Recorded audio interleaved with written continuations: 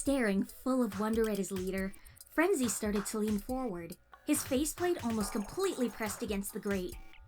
He only knew Megatron from Soundwave's stories. To see him, who his creator described as almost unbeatable, reduced to this state? Now that was astonishing. And yet, his cell was probably the most secure one they had. Multiple layers of blaster-proof glass, plasma lasers ready to deploy in case the glass gave way, walls of reinforced alloy, and so much more. All of these measures for just a single head. The amount of destruction this mech could cause was unimaginable, and Frenzy couldn't wait to see it with his own optics. Soundwave's ping startled him out of his trance. Frenzy jerked forward in response, and to his horror, his faceplate smashed right into the grate, the noise reverberating through the room. The alarm blared, and a moment later steps thundered his way. The guards that had stood outside burst in, weapons drawn to attack anything that moved. Frenzy tried to scuttle away, his panic rising. He'd blown it. He had to get away. Get out, run! Back to Soundwave, back where it was safe. A plasma shot whizzed through the air, piercing the vent right in front of him.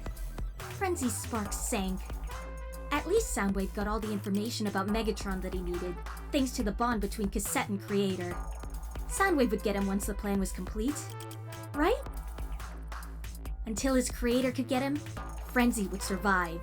He steeled himself, let out a string of curses, and pulled himself out of the hole the blast had created. Those auto slaggers wouldn't kill him. They needed information. Not that he would give it. Not ever. The only thing they would get out of him was a list of threats and insults that they'd never heard of before.